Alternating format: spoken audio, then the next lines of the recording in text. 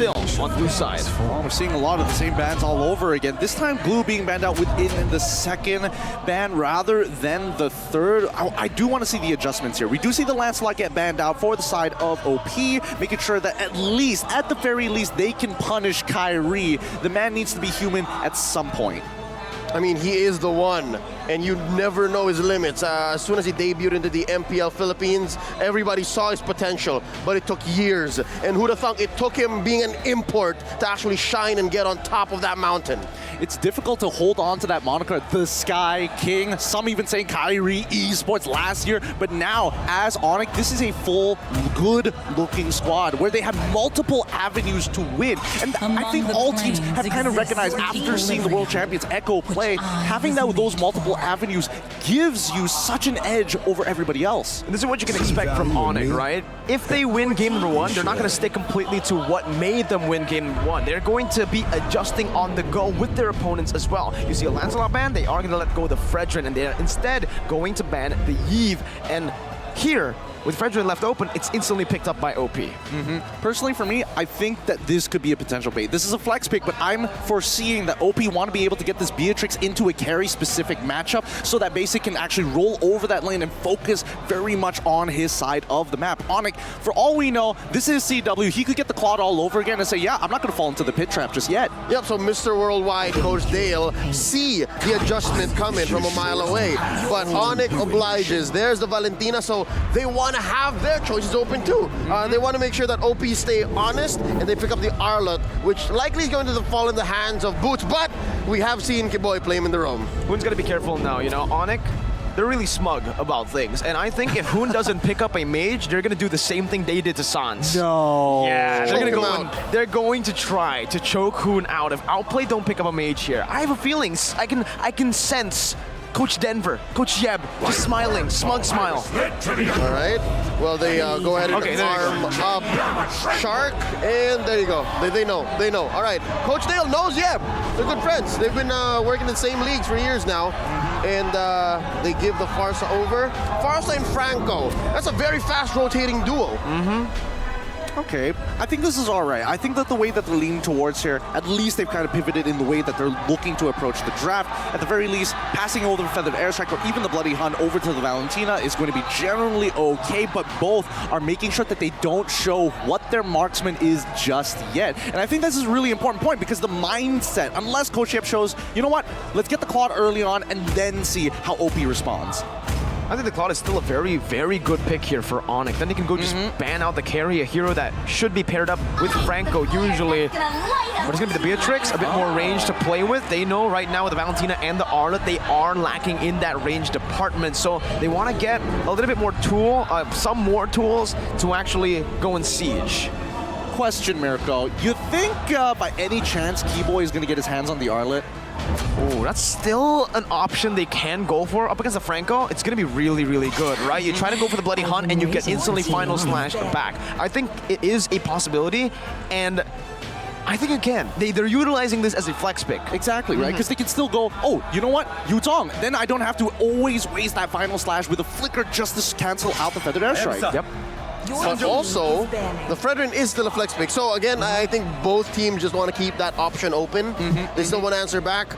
Onic taking away options from Basic, and OP just making sure that best player one has the best game that he can. If this is going to be a Fredrin, going into whatever Kyrie might get his hands on, I'd say in a Retri battle, it's still 50-50. I think it's better than the Martis earlier. But then again, Kyrie can play the Martis here. Oh, it's so good, though. Right. There's just a lot of things in question. Onic, they make sure that they get rid of the Fanny. I was going to bring that up, but they're just quick to the ball. We pull back to the priority of Outplayed. And again, we're seeing the fact that they've already banned out the Hayabusa. Might as well ban out the Link so at least the Feather Airstrike doesn't get disrupted and you don't have to waste the Bloody Hunt on Kyrie of all people. Even though I would agree. Oh, Balmon! Kyrie, interesting. Kyrie did win with the Balmon day one. Yeah, he did. He did. And also it's a good shout because of the ban of that carry, because what other tank junglers were you looking to get?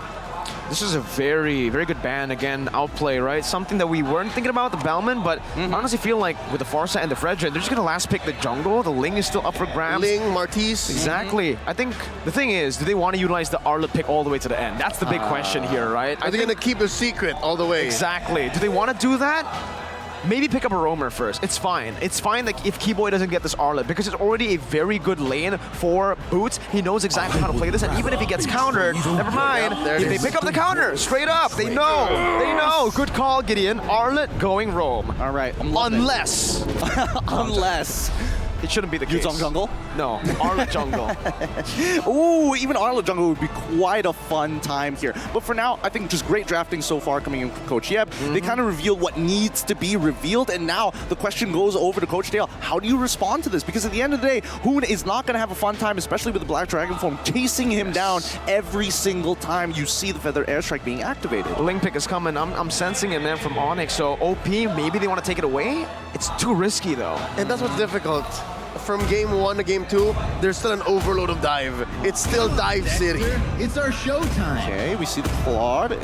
8 times pick, 65% win command rate, 75% win rate, and Uranus into the Yutong matchup to try and sandbag him. Interesting. Yep. I was imagining maybe even a Benedetta in these positions, but I guess just to slow down that traditional front to front, knowing that it's going to be a Beatrix, and plus you have that Claw to be able to jump into that backline, there's a possibility. And also to add, there's again a lack of magic damage. Onic are playing very similar to did game 1.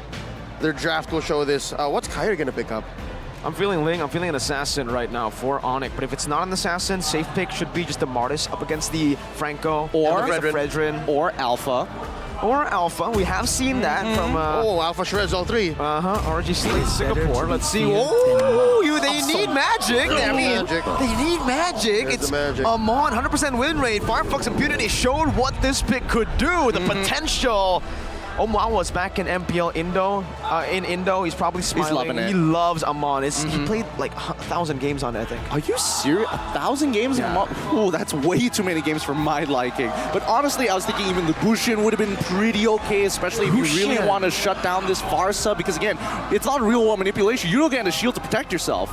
Now the question is, Claude has to bring Purify, so he can't yeah. technically flicker out of the Amon Endless Shards. Can he blink out with a Battle Mirror Image? You could try, but you really have to time it. As soon as you see the animation stack on you, there's no getting away. It's like the Harley ult.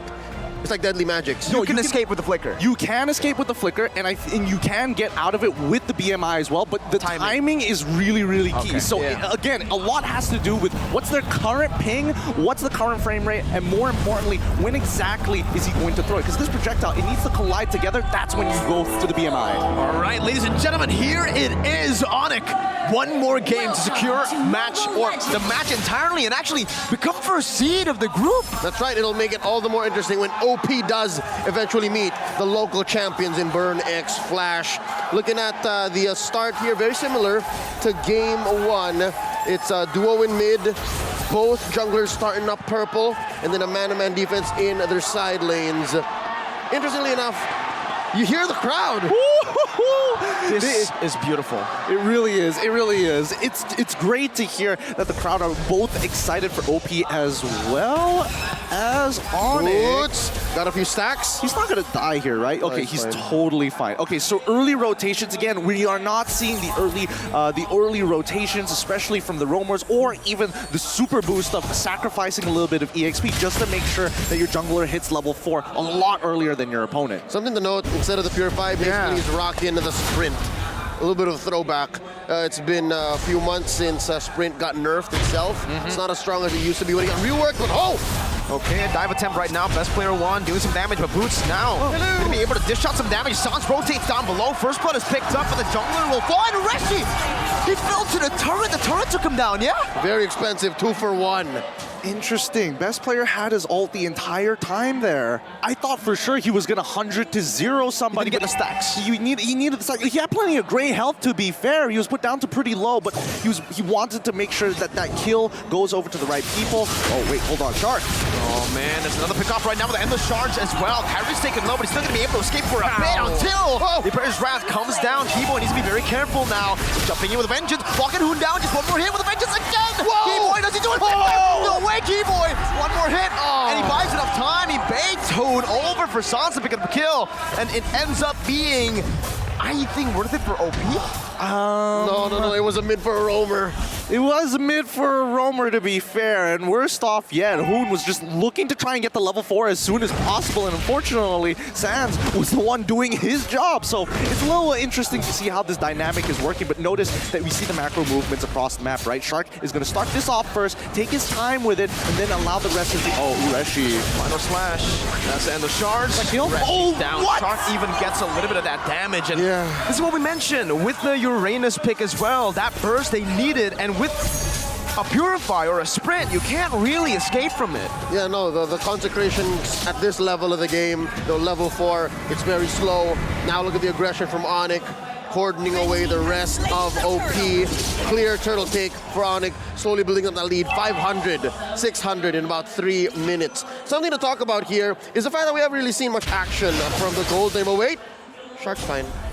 He's all right. He's all right. But yeah, speaking of the gold lane, right? Again, this is a reverse matchup. Previously, it was going to be CW on Cloud versus on the Cloud versus Basic on the Beatrix. And I would say that Basic was actually doing a pretty good job in the lane. Now, this is a bit of a switcheroo here. CW now maintaining this lane very, very well. It's going to be a relatively difficult matchup until we get a little bit of that support, and that's when we see the rest of Outplay making their way up to this top side. It's about a minute and a half until we get this second turtle, and we've yet to see a big ticket bite down. We haven't really seen Bloody Hunt doing much.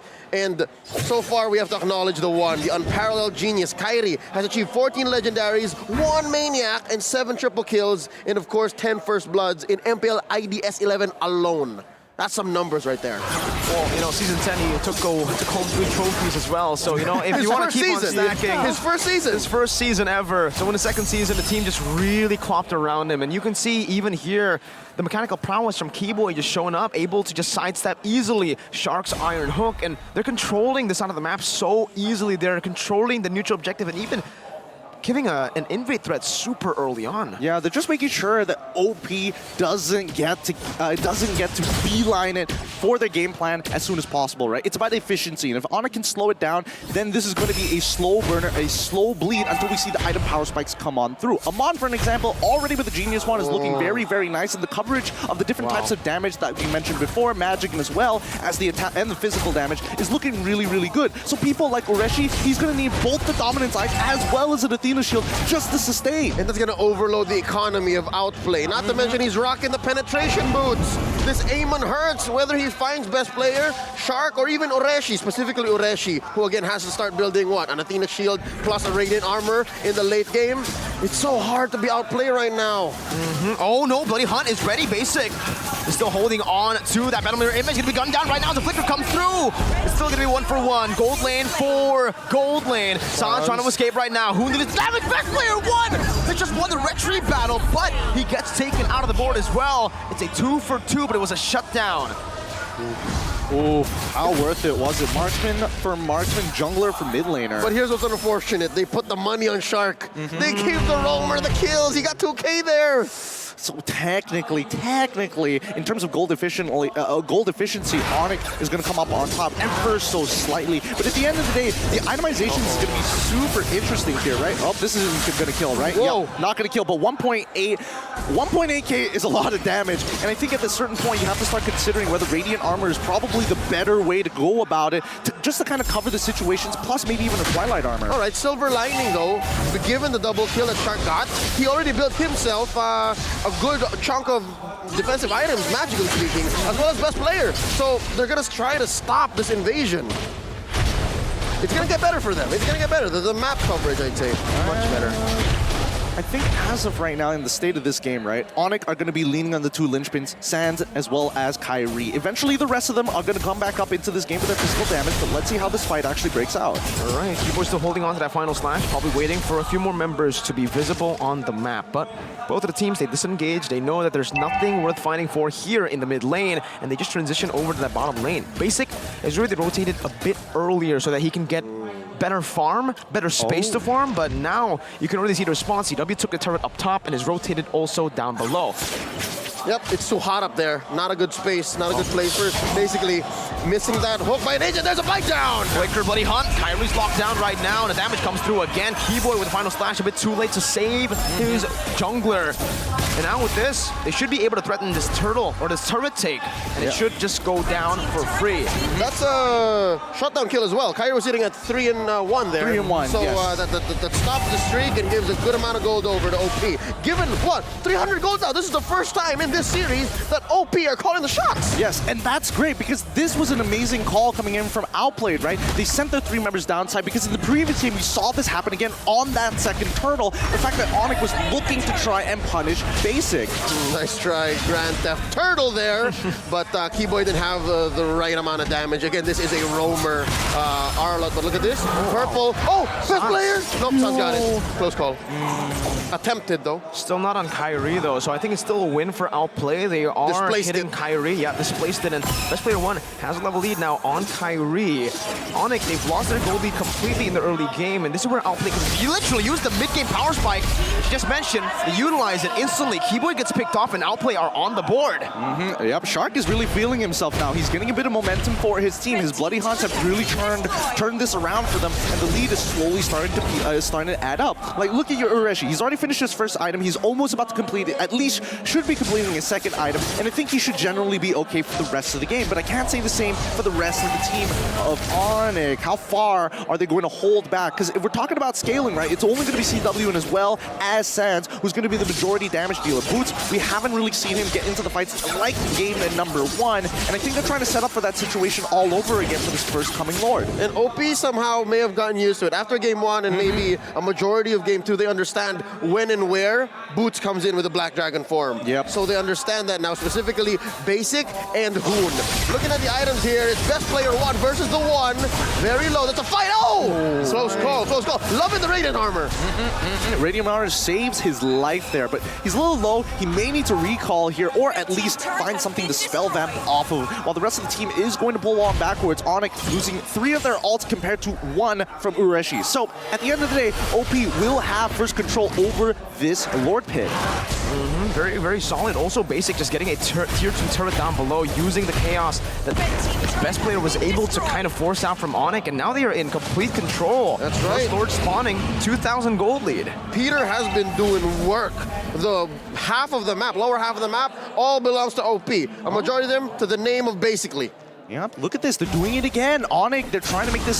They're trying to make the same play like they did before. And the fact that they revealed themselves on the top side, it means that OP is going to just hard rush this Lord. And now we see Onic. They're starting to scramble down, hoping to find an opportunity. Oh, the outplay blitz. They're gonna get it. Clean. They're giving it over. There's not much Onic could do there, right? I mean, they are 2,000 gold behind, and with this mid-game power spike, they need to really understand that if they lose out a team fight, on top of that lose out the Lord, it's going to be too much for them to handle. So they choose to try to go for a trade, but even that doesn't work. They don't get anything off of that top lane push.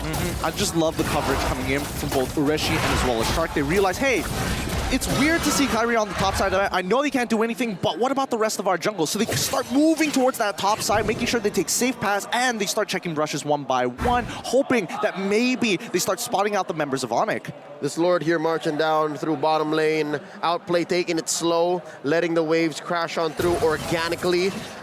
Can I just say I missed this type of play? I missed this Uranus, where it's just a walk-in ward, and it basically baits out wolves. I have a very different opinion about that. It's just so annoying. It's so effectively good at what it does that it pisses me off. But the rest of the team, as of right now, this is the very first Lord, so we're not expecting too much of a gold swing at the end of the day, but it should be able to secure OP at least a 4 to 5k gold lead. It's all blue. The map is all blue, almost 4k ahead. OP are knocking down on Onyx doors. Only the base turret now left for Onic. They're really in a bad spot right now, and honestly, what do they need to do to come back? Because this composition really, really relies on some map control to get some good picks in. And with this amount of map control on the hands of Outplay, they can utilize their own pick-off composition, with Shark on this Franco continuously just threatening any and all Onic members. All right, let's look at the real-time victory rate here. 64%. Looks like there's quite a bit of a swing in this game, and now Ureshi's going to get attacked. Hello. There you go. One pick over. towards Onic, but look at Shark. Oh, the flicker as well. For the airstrike comes down. Kyrie already isolated for the team, but Boots jumps in with a Black Dragon form now onto Hoon. He has the Petrify, but he will not use it in the back line. Basic is able to use the Blazing Duet to isolate Boots all the way. The other members are zoned out. That's the Iron Hook connecting. That's the Bloody Hunt as well. But a final splash from Keyboy connects on the 3. Keyboy jumping in front. Best player 1. Using the praises wrap, but TW dodges away from it with the flicker. Woo. And Onic are turning the tides once again, equalizing the goal. They overloaded Ureshi's ult, and I think, despite the respectable arsenal that this Uranus is rocking, not against 4, not like that! Look at the damage though, man. CW gets taken down to a quarter of his HP just with one feathered airstrike.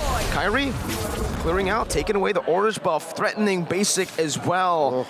Interesting. This is, I mean, it's an interesting set of things that happened. Technically, getting that mid-tier 1 power wasn't especially necessary, but Onic wanted to force some momentum on their side to equalize that gold to hopefully catch up to the next item, Power Spike. Keyboy sacrificing his flicker and final slash just to cancel it out to make sure that no trades will fall into the favor of OP in these next coming minutes. However, that is a big resource already gone, and the Lord, an enhanced Lord, by the way, is spawning. Yeah, this Lord is closer to 50-50 now. Dare I say maybe even favoring Onic, given just what happened. They rocked Outplay, who was in the driver's seat. And now check this out.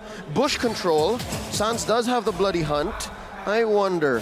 Even best player has to be careful now. Despite having awesome items, him and Ureshi, they have to be careful. They can't just keep continuing doing the wonton face checking that they were in the past 5 minutes. 4 more seconds until we see Shark get his flicker, and that's what OP is waiting for. They know for a fact that they can win these fights. They just need to find the right targets and let Shark do the work. It's another blitz. Keyboy has the position, conceal already. Kyrie getting the conceal as well.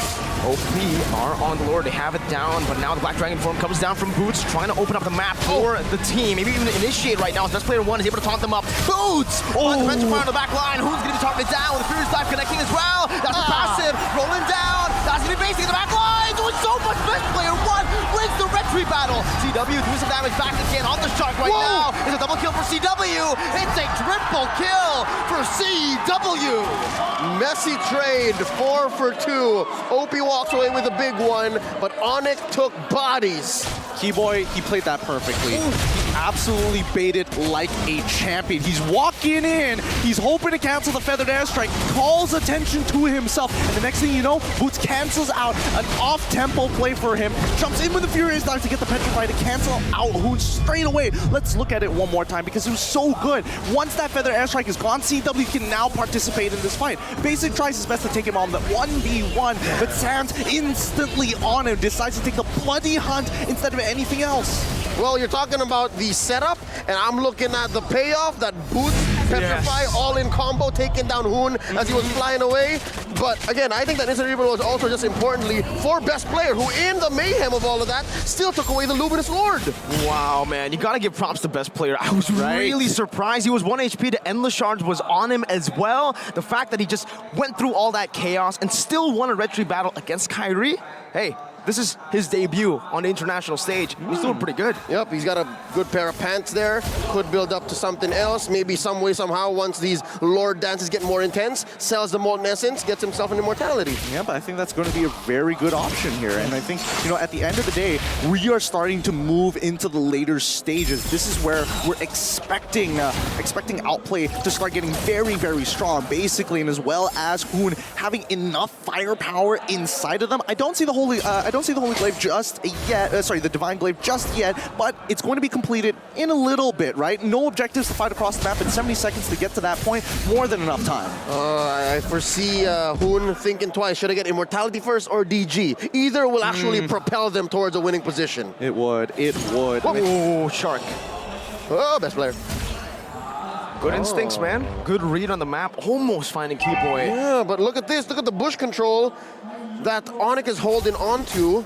Again, this is the first time we've actually seen Onic open on the map. This is the first time we've seen them actually rotating and looking for plays, especially after that last win they had in the top lane. It's really interesting to see from game number 1, we're seeing that Kyrie's jumping in, trying to bait out and as well as buy time for the rest. And now it's the opposite, right? We are looking for Kyrie, again, still trying to bait out, but he's not a Lancelot, so he can't just use iframes to get out of it. So he has a lot less of a window to work with, but Boots and as well as Keyboy are constantly watching him to save his butt when the time time is right. It's a finer his line. butts. Yes, it's the same as butts. It's a finer line that Kyrie's walking this time around. So it's a quick shift in play style. Magic Sentry set up, concealed play by Onic. Let's see what they do with this concealed play. Oh, Boone. Good read on that. Just pops in the wings by wings, gets out safely. Outplay still have a pretty good position to contest for this Lord right now. And the gold lead doesn't really mean much at this moment. 1.6k onto the hands of Onic right there. Winter Truncheon, beautiful item for Hoon, already completed. Now the dive won't be that much of a threat towards Hoon. And he can actually just pop in the Feather Airstrike a bit better. Skill hit rate though, 4 of 33 so far. There we go. All right. It's much lower than the Tyrant's Revenge earlier. That was a very high hit rate. Well, let's not forget the fact that Shark has been using these iron hooks to clear out these bushes, so it might not necessarily be one of those stats that you can completely trust, but when it matters the most, let's see if he's going to make that difference. Resh is very far off. Onic means business. They're all here. Okay, Keyboy opening up the map. Final splash onto Hoon. He's trying to bait out that Winner's Truncheon ASAP right now, but best player won. Best player is still going at it. He wants to go. He wants to commit onto it right now. Boots going to be able to jump in with Black Dragon form. Best player won for the opening. 50-50. Nope. Look at this stun. Beautiful stun from Keyboy. Gets Kyrie the free retribution. And oh, Shark! Finds the hook, but it's canceled away by the final splash. Now with the 5 for the airstrike to the back. Basic as well. With the blazing duet onto Keyboy and Boots melting him down. It's Outplay who's going to be able to dish out so much damage in the back as well. Basic. Kyrie going to fall, but he buys just some items here in time. Hoon in the back, just dishing so much damage, spacing properly. It's a 2 for 2. Onic won out on the Lord though, so Outplay, they need to back away and they need to respect this Lord. I mean, we say respect this Lord. Ureshi is going to immediately start proxying. That is a fat wave on that top side. Keyboy, I don't think he should be able to... Wait. Boon! 1v1 for the airstrike. He's got it. Oh, got the stun. Winter Truncheon, can he do it? Oh, Keyboy's just playing with it, dodging away from the skill shot. That's one more, and Hoon has won the 1v1, but Onic, they've cracked the base open. TW's on the base. This could be it. Number 1 in the group for Onic. What a play! What a move! Oh my God, Keyboy buying just the right amount of time for the rest of the Onic members to run it down. And you can even see Ureshi's face. I'm sorry, Hoon, I gotta leave you. I have to stop the push mid. Just like RSGSG in Group B, Group C has now been topped by Onic. The crowd gave me goosebumps. They yelled like it was a football match, man. Oh my goodness, but GG, well played to Onic. Coming back from a very, very good lead that Outplay was able to hold against them in the early stage of the game on an Arlet that didn't work too well the first time they tried it. Now, it's doing its job, I would say. Is this not the same situation when Onic brought the Arlet Roam out against Burnix Flash? It was a very close match, but they won anyways. I think a lot of it just comes down to how do they actually maneuver? How do they use their resources? Oh, wow. We'd love to hear straight from the horse's mouth. Let's hear from Onic. They're with Miki Harada on stage. Onyx team!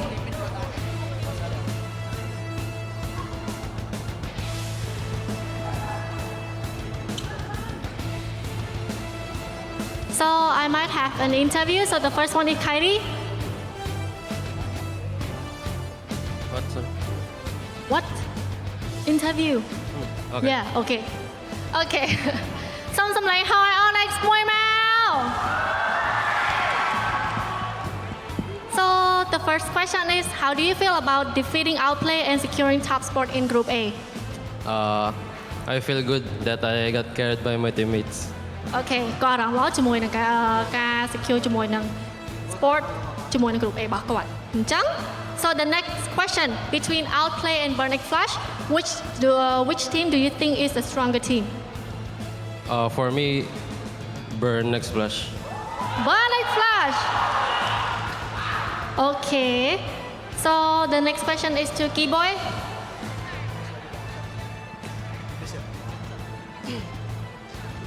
Onic will be advancing to knockout as the first seed. Which team would you want to meet first and why?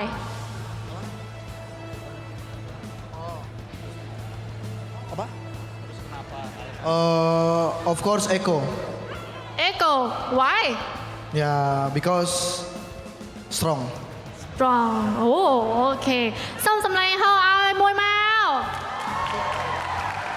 So the next question is still Keyboy. Okay. How do you like the Cambodia fans so far? Are you surprised that Onic has so many fans here?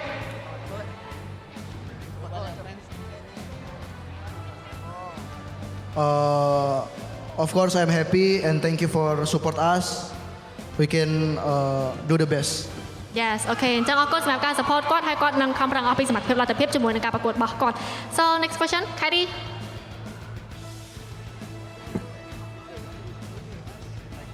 Any word to Onyx fan? Thank you for supporting us, and I hope you continue supporting us until playoffs. អូខេអរគុណសម្រាប់ការ support របស់អ្នកទាំងអស់គ្នាហើយក៏សង្ឃឹមថាអ្នកទាំងអស់គ្នានៅតែបន្តគាំទ្រគាត់រហូតដល់ play off អូខេសូមសម្លេងហោ I Onyx មួយ